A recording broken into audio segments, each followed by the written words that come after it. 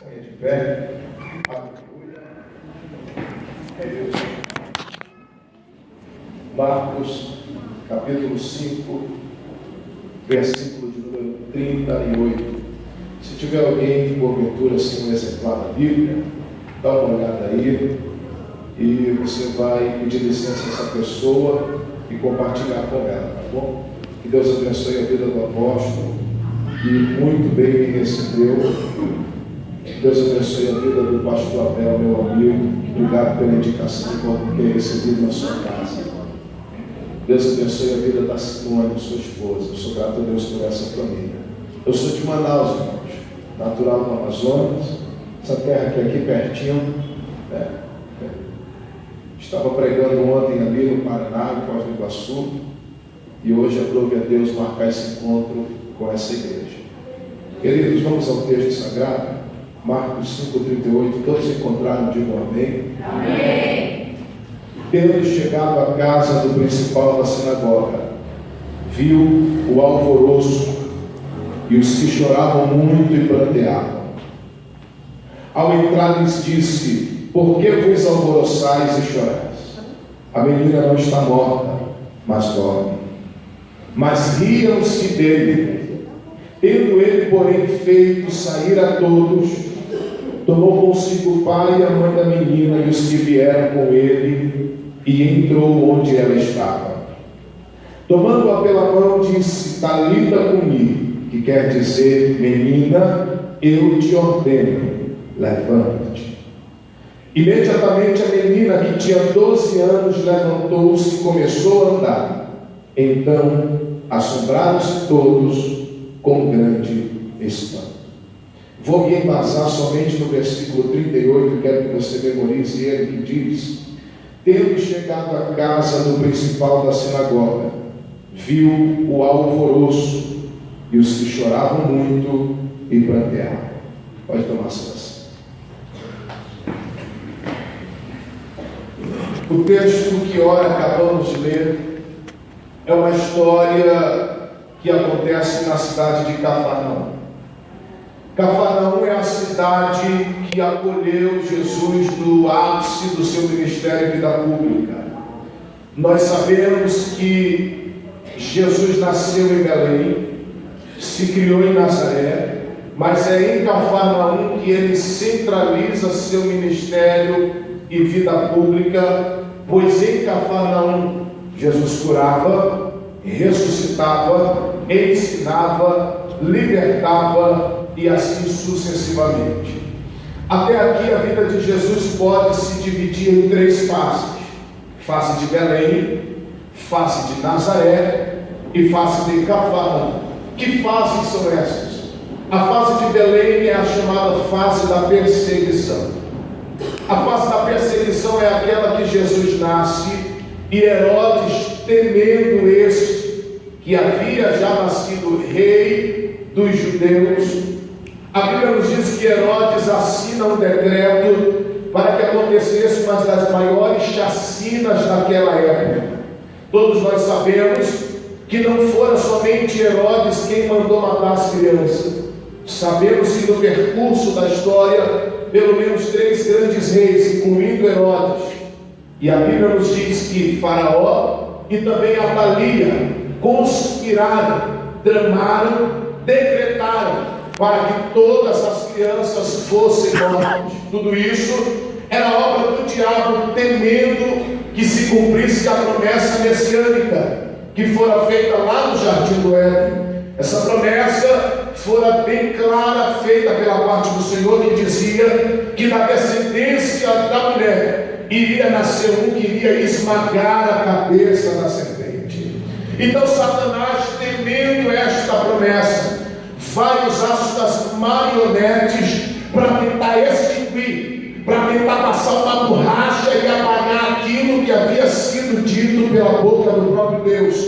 Mas o que ele não sabe, e o que nós sabemos, é que quem promete cumpre, e o nosso Deus, agindo ele, quem impedirá? Então eu tenho uma boa notícia para te dizer nessa noite: queira o diabo ou não, aquilo que Deus prometeu na sua vida, ele vai cumprir. Todo o que doer, custe o que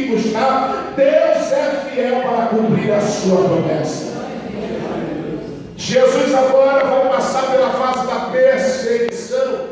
E a Bíblia nos diz que seus pais, José e Maria, fogem para o Egito. Todo ministério um dia irá passar pela perseguição. Você que prega, canta, você que tem talento, você que Deus usa, que tem dom, que é uma potência nas mãos de Deus, acredite se quiser, um dia você será perseguido. E o pior, será perseguido no começo, no meio e no fim do seu ministério. Mas a questão é simples, a questão é apenas aprender a lidar com a perseguição, porque toda perseguição nas páginas da Bíblia Sagrada gerou crescimento, gerou bênção. Toda perseguição produz riqueza, toda perseguição produz crescimento. Então pega na mão do seu irmão, olha para ele e diga: está sendo perseguido, meu querido? Diga para ele: se estão te perseguindo, essa perseguição vai te levar ao crescimento. Deixa eu lhe dizer, primeira fase da vida de Jesus é chamada de perseguição. Diga: perseguição. Segunda fase é a fase de Nazaré, conhecemos como a fase do anonimato. Essa fase é aquela fase que dos 12, 13 anos de Jesus até os 30 anos da sua fase adulta, a Bíblia não nos diz o que aconteceu. É como se ocultasse uma parte da sua história.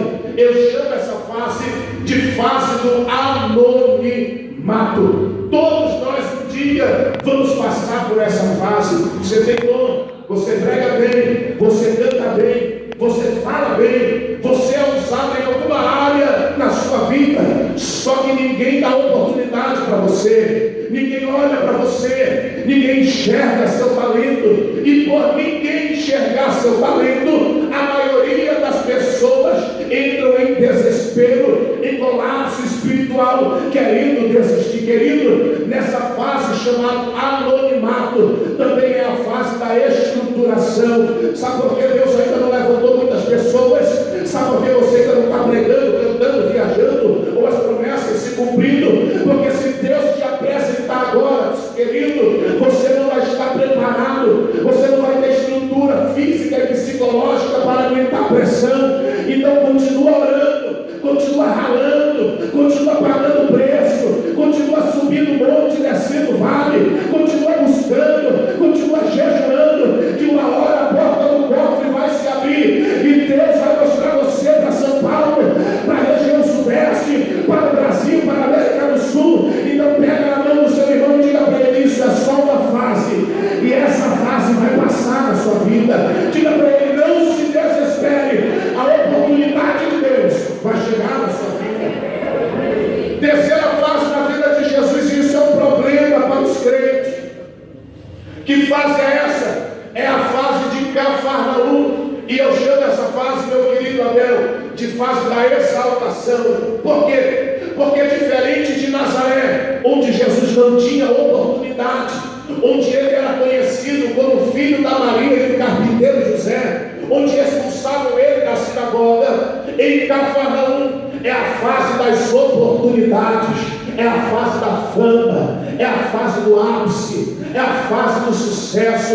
E muita gente, escute o que eu vou lhe dizer, não está preparado para lidar com o sucesso espiritual. Por quê? Porque tem gente que não pode subir um degrauzinho, não pode chegar no topo, que quando chega no topo já trata os outros com indiferença. O sucesso sobe para a cabeça, o orgulho sobe para a cabeça. É por isso que você ainda está aí, porque você não está preparado. Tem gente que quando chega lá em cima esquece de onde veio. Deixa eu te alertar aqui nessa noite: quando você chegar no topo aonde você quer, nunca se esqueça o caminho que você trilhou, nunca se esqueça das suas raízes, nunca se esqueça de quando você orava, jejuava. Continua indo na casa do irmão que orava contigo, continua dando a paz do Senhor para ele, continua pagando pizza para ele. Essa fase, irmão, essa fase chamada exaltação é só uma fase. Nós temos que aprender a lidar com as fases da vida, de quando você nasce e cresce, e até o momento em que você é sepultado.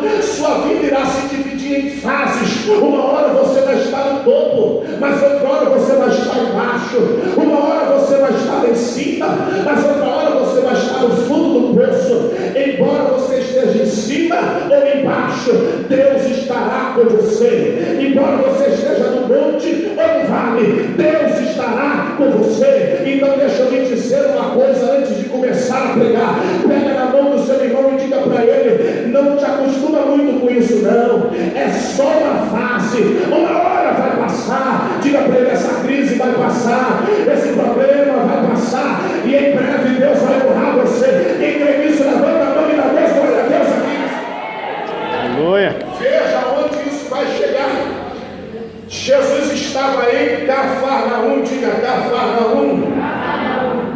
E Cafarnaum é a cidade que acolheu Jesus. Só que Jesus havia acabado de chegar de uma viagem missionária, onde lá em Gadara ele havia expulsado uma legião de demônios de um certo gadareno. E a Bíblia nos diz que essa libertação causou uma grande destruição no comércio da cidade, ao ponto de, quando os moradores chegaram para ver o que tinha acontecido, a Bíblia nos diz que eles expulsaram Jesus de sua cidade. Por quê? Porque em Gadara os porcos valiam mais do que almas. Em Gadara, criar porco valia mais do que uma alma. Aí a Bíblia nos diz que eles expulsam Jesus. Tudo bem? Jesus entra no barco com seus discípulos, atravessa o mar da Galileia e atraca na beira da praia de Cafarnaum. Parece que eu estou vendo agora Jesus descendo do barco. E quando Jesus desce do barco, que pisa seus pés na areia molhada da praia, logo a multidão já o estava aguardando. Porque aonde Jesus ia, antes dele chegar, sua fama chegava primeiro. Aonde Jesus ia, antes dele chegar, sua fama chegava primeiro. E a fama dele era essa: um grande profeta se levantou no meio do povo, e Deus visitou a nação. Aonde Jesus ia, sua fama chegava primeiro. E agora os moradores de Cafarnaum ficaram sabendo que ele estava chegando na cidade. Logo a multidão vem para a beira da praia. E quando eu vejo a palavra multidão dentro dos evangelhos, na Bíblia Sagrada, logo eu levanto as minhas orelhas, logo eu fico de antena ligada. Por quê? Porque multidão na Bíblia muitas das vezes é um problema. Vou lhe explicar por quê. No meio da multidão a gente encontra 4 tipos de pessoas. No meio da multidão a gente encontra os incrédulos, os curiosos, os necessitados de milagre, e também encontramos os mantenedores. Diga incrédulo, diga curioso, diga necessitado e diga mantenedores.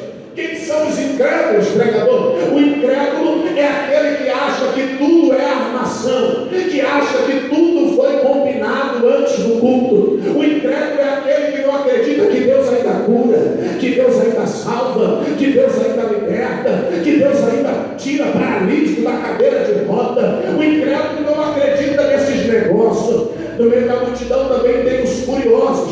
E quem são os curiosos? É aquele povo que vem para a igreja só para ver o que vai acontecer no culto. É aquele povo que vem para botar defeito em tudo onde ele olha. Aí ele vem para a igreja e diz: o som está ruim, o cantor está ruim, os músicos estão ruins, o pregador está ruim. Isso é classe dos curiosos, irmão. Mas também no meio da igreja tem os necessitados, e eu sou um deles aqui nessa noite. Eu preciso de milagre, e eu quero dar uma resposta para você, talvez seja da sua oração. Todo necessitado que se aproximava de Jesus não voltava para casa desamparado. Todo necessitado que se aproximava de Jesus voltava para casa curado, liberto, salvo, restaurado.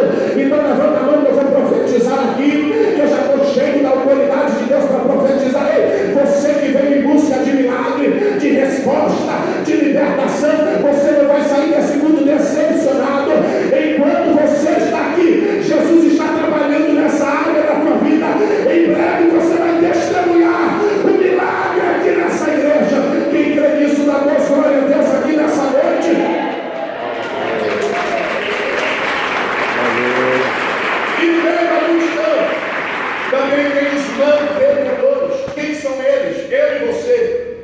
Pastor, que negócio é esse? Outro dia eu fui questionado por um irmão que disse assim: pastor, Jesus não recebia a oferta. Eu disse: irmão, desculpa, mas se Jesus não recebia a oferta, o que fazia um tesoureiro no meio dos 12?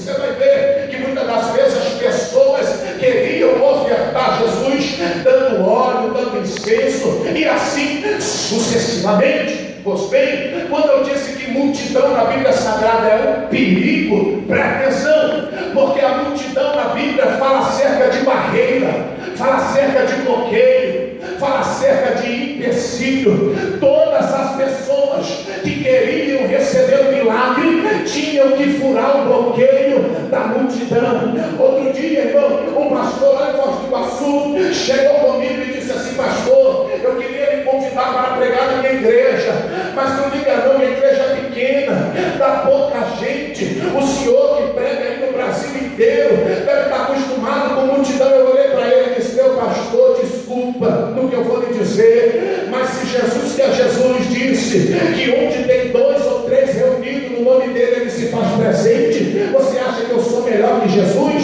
Se tiver 2 ou 3 eu prego como se fosse para uma multidão. Sabe por quê, pastor? Porque a multidão é um perigo. E ele me disse: como no meio da multidão a gente encontra tanto tipo de pessoa para atrapalhar os outros. No meio da multidão a gente encontra pessoas mexendo no Facebook na hora do culto. No meio da multidão a gente encontra pessoas mandando mensagem via WhatsApp na hora do culto. No meio da multidão a gente encontra pessoas batendo selfie, tirando foto, cochichando na hora do culto. E essa multidão acaba atrapalhando quem vem receber milagre. Aí a pergunta agora que não quer calar é essa, igreja: quem é você no meio da multidão? Será que você veio para ver? Será que você veio, aleluia, para bisbilhotar? Ou será que você veio em busca de um milagre, de resposta, de libertação? Eu não sei quem é você, mas quem veio em busca de milagre vai sair daqui abençoado. Aleluia! Olha onde isso vai dar agora. A multidão cerca Jesus, aperta Jesus, e no meio da multidão surge um pai de família desesperado. Ele rompe a multidão, se apresenta a Jesus como Jairo, chefe da sinagoga. Esse pai de família estava com um grito entalado no peito, e ele faz um apelo a Jesus dizendo: mestre, tu precisas ir na minha casa, a minha filha está morrendo, ela precisa de um milagre. A Bíblia nos diz que Jesus imediatamente vai em direção à casa dele. Mas agora, senhoras e senhores, não se espante no que eu vou lhe dizer. Se você folhear os 4 evangelhos que falam acerca da vida e ministério de Jesus durante 3 anos e meio, Mateus, Marcos, Lucas e João, você vai ver que todos os dias Jesus era convidado por centenas de pessoas para ir nas suas casas. Todos os dias Jesus recebia um convite, e o convite era esse: Jesus, tem alguém morrendo na minha casa, não precisa ir lá. Jesus, a minha filha está morrendo, a minha sogra está doente, o meu servo está doente. Em outras ocasiões as pessoas queriam dar alguma coisa para Jesus no jantar, queriam fazer alguma coisa por ele. Agora pasmem os senhores e as senhoras, que de tantos convites que Jesus recebeu, poucas foram as pessoas que tiveram o privilégio, que tiveram o gosto de abrir a porta e deixar Jesus entrar. Isso acontece nos dias atuais. Muita gente convida Jesus para entrar na casa, mas na casa não tem espaço. Muita gente convida Jesus para entrar na casa, mas a porta está fechada. Pega na mão do seu irmão agora, olha na bolota dos olhos dele e diga: a partir de agora você só tem 2 opções: ou convida Jesus para entrar na casa, ou vai continuar com a vida do mesmo jeito. A resposta é você quem dá nessa noite. Olha para mim agora aqui e veja no que isso vai dar. Jesus está indo em direção à casa de Jairo. Diga: casa de Jairo.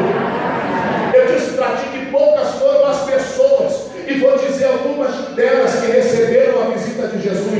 Lembra da sogra de Pedro? A Bíblia nos diz em Marcos 1:29 que a sogra de Pedro estava com febre. Diga febre.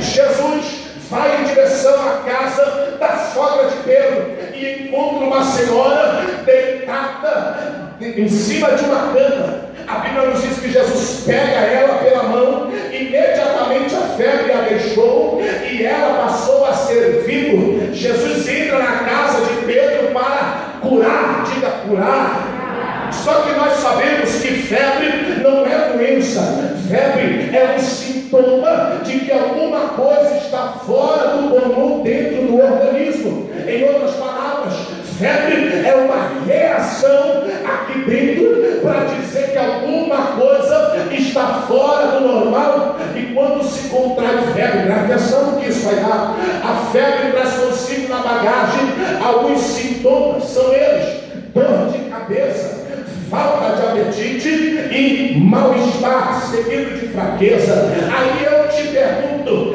hoje em dia, no meio da igreja, tem ou não tem crente com febre espiritual? É claro que tem. Crente que vive dando dor de cabeça, crente que não tem mais vontade de se alimentar da palavra de Deus, crente que é fraco, mas nessa noite o Senhor te trouxe aqui para injetar uma injeção de ânimo, expulsar toda a febre do teu organismo. Sabe por que Deus te trouxe aqui? Para te dizer também, você não era assim, tem coisa errada aí dentro e precisa ser restaurada hoje. Então levanta a mão que eu vou profetizar aqui, que eu estou sentindo vontade aqui de dizer, querido, hoje Deus vai injetar ânimo na tua veia espiritual. A partir de hoje você vai voltar a trabalhar para a obra, vai voltar a servir, vai voltar a ser uma bênção. Quem crê nisso glorifica bem alto o nome de Jesus. Glória a Deus, aleluia. Aleluia, glória a Deus. Jesus entra na casa da sogra de Pedro para curar, na casa de Zaqueu para salvar, na casa de um certo Simão que fez um jantar para ele, um banquete. E diga-se de passagem que enquanto Jesus estava na mesa, nós sabemos que a mesa que Jesus sentava não era uma mesa quadrada ou retangular, porque mesa retangular dá destaque para quem senta na ponta, e na mesa de Jesus ninguém tem destaque, todo mundo é igual, o porteiro é igual o pregador, aleluia. Quem limpa banheiro é igual quem está cantando, quem está cantando é igual quem serve na porta ou aonde quer que seja, porque diante de Jesus ninguém é maior e nem melhor que o outro. Jesus estava na mesa com Simão, um olhando para o outro, e de repente a Bíblia nos diz que uma mulher, sabendo que Jesus estava na casa, ela rompe a segurança e vai parar debaixo da mesa para adorar a Jesus. O Simão, olhando aquela cena, ele pensa, vou usar uma expressão minha, ele pensa, se esse camarada for pelo meu profeta, ele vai saber que essa mulher aí, a bronca com ela é alta. Jesus, conhecendo o pensamento dele, lhe propôs uma parábola de quem devia mais e quem devia menos, de quem perdoou mais e de quem perdoou menos. O culto ali naquele lugar estava uma monotonia, estava uma mesmice, um olhando para o outro e esperando receber alguma coisa. Jesus esperando receber de Simão e Simão esperando receber de Jesus. Aí eu te digo uma coisa nessa noite, sabe o que eu aprendo, irmão? Deus está cansado de cultos monótonos, Deus está cansado de mesmice. Tem gente que vem para a igreja e sempre faz a mesma coisa, sempre senta no mesmo lugar, sempre canta o mesmo louvor, sempre faz a mesma coisa. Deus está cansado disso. Sabe o que eu lembro? Eu lembro de Salomão, quando assumiu o reinado de Israel. A Bíblia nos diz que sempre